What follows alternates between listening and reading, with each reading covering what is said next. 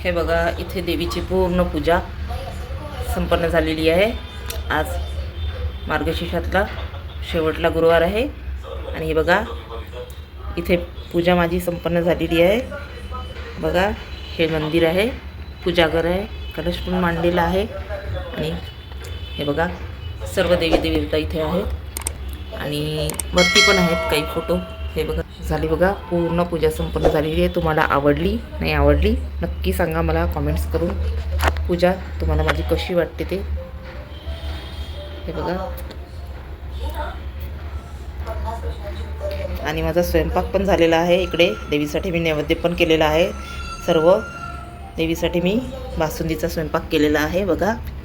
आणि वरण भात मसाल्याची वांगी असं मी स्वयंपाक केलेला आहे. खीर आणि बासुंदी देवीसाठी नैवेद्य केलेला आहे. ही नागदेवतेची फोटो आहे बघा. छान बघा, किती छान पूजा दिसत आहे. बरं, तुम्हाला कशी वाटली, आवडली की नाही आवडली ते मला खरं नक्की कॉमेंट्स करून सांगा. तर आता आपण स्वयंपाक बघूया. इथे देवीला नैवेद्य लावू. इथे लक्ष्मीची मूर्ती पण आहे. ही बघा, सर्व देवांच्या मूर्त्या आहेत. सर्व देव इथे विराजमान आहेत बघा.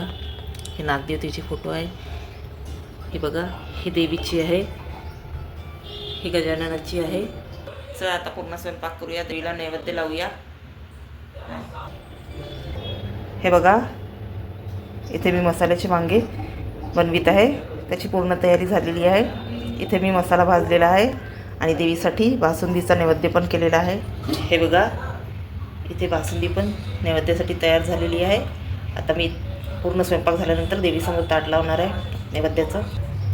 बघा, इथे मसाल्याच्या वांग्याची तयारी होत आहे. त्याच्यामध्ये मी शेंगदाणे आणि थोडेसे धणे घेतलेले आहे आणि कांदा भाजत आहे. नंतर मी 2 टमॅटो, हे पूर्ण भाजून झाल्यानंतर त्याच्यामध्ये 2 टमॅटो कापून भाजीन.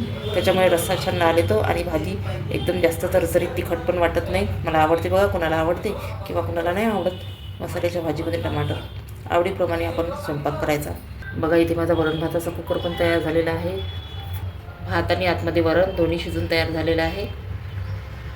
झाला बघा, इथे मी मसाला तयार करते भाजीसाठी. आता आपण याची बारीक पेस्ट करून घेऊ. हे बघा, भाजी थोडी जास्त प्रमाणात आहे तर जास्ती तेल टाकू. कमी जास्त जसे तुमचे प्रमाण असेल तसे टाका. थोडं पाणी टाकू. झाली बघा, इथे आपली बारीक पेस्ट मसाल्याची तयार झालेली आहे. जिरं मोहरी मी इथे टाकलेली आहे. थोडासा इथे कांदा टाकलेला आहे फोडणीसाठी. नंतर आपण मसाल्याची पेस्ट टाकू. हे बघा, लगेच इथे मसाल्याची पेस्ट टाका थोडी थोडी करून आणि हिला थोडंशी ब्राऊन होतपर्यंत चांगली तळून घ्या. भाजीचा कलर चांगला येईल, नाहीतर मग भाजी पांढरी होते बघा.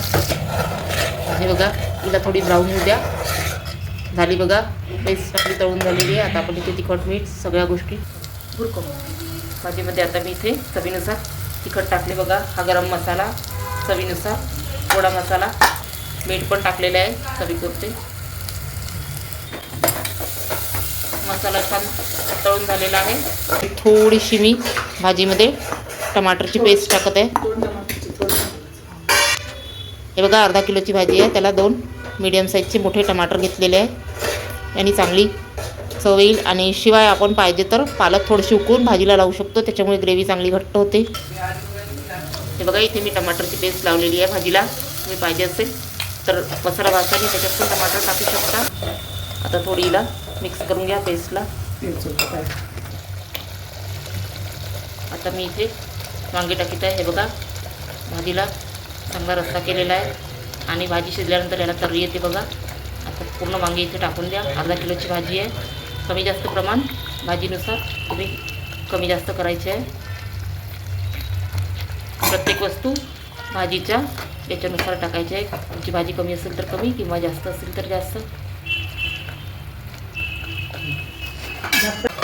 आता इथे एक 5 ते 10 मिनिट मंद आचेवरती भाजीला चांगलं शिजू द्या. वांगे चांगले मोरू द्या आणि नंतर भाजी पहा. हे बघा, इथे मी एका बाउलमध्ये बेसन घेत आहे. पालक भजी देवीच्या नैवेद्याला आपण इथे पालक भजी बनवू सोप्या पद्धतीने. काही नाही, बस मी नुसते बेसन घेतलेलं आहे. त्याच्यामध्ये हळद, तिखट, मीठ चवीपुरते आणि ओवा, सोबतच थोडीशी पालक आणि थोडं गरम तेलाचं मोहन. बघा, भजी आणि कुरकुरीत होतात. बघा, इथे मी पालक टाकत आहे आणि सोबतच कांदाही टाकलेला आहे, लांब कांद्याच्या फोडी केलेल्या आहे. आणि शिवाय आता याच्यामध्ये आपण बाकीच्या वस्तू टाकू.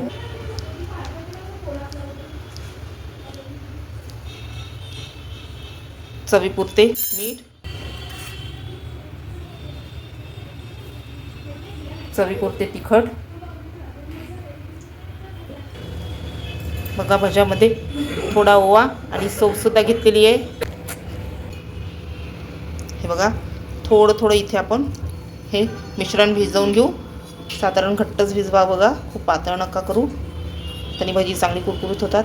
हे बघा पातळ केले तरी पण होते, पण त्याच्यामध्ये तेल जास्त ॲब्झॉर्ब होते. मीडियम भिजवा. हे बघा एक ते 2 चम्मच मी इथे थोडीशी कणिक टाकत आहे. थोडीशी बघा 1 ते 2 चम्मच, जास्ती नका टाकू. मला आवडते बघा, तुम्हाला आवडत असेल तर टाका किंवा स्किप करा, चव चांगली येते. हे बघा इथे आपण आता पालक कपडे काढूया. छोटे मोठे ज्याही आकाराचे तुम्हाला काढायचे असेल भजी तशी तुम्ही काढा. हे बघा इथे माझ्या नैवेद्यासाठी पुऱ्या काढून तयार झालेल्या आहे. इथे मी कणकीमध्ये थोडंसं मीठ घातलेलं आहे, त्याने चव चांगली येते. हे बघा इथे मी ड्रायफ्रूट्स घेतलेले आहे थोडे. याच्यामध्ये विलायची पावडर आहे आणि काजू बदामचे तुकडे आहे आणि पुन्हा किसमिस पण आहे. थोडं कमी प्रमाणात टाकूया, कारण जास्ती हे कोणाला आवडत नाही घरी, त्याच्यामुळे मी कमी टाकलेलं आहे. फक्त खोबरं जास्ती आवडते, त्याच्यामुळे तुम्ही जास्ती टाकीत आहे. झाले बघा, देवीला इथे नैवेद्य लागलेला आहे. वरण भात, भाजी पोळी, मसाल्याचे वांगे, बघा पुरी आणि भजे, इतका नैवेद्याचा प्रसाद मी तयार केलेला आहे. हे सगळं मी नेहमीच करते.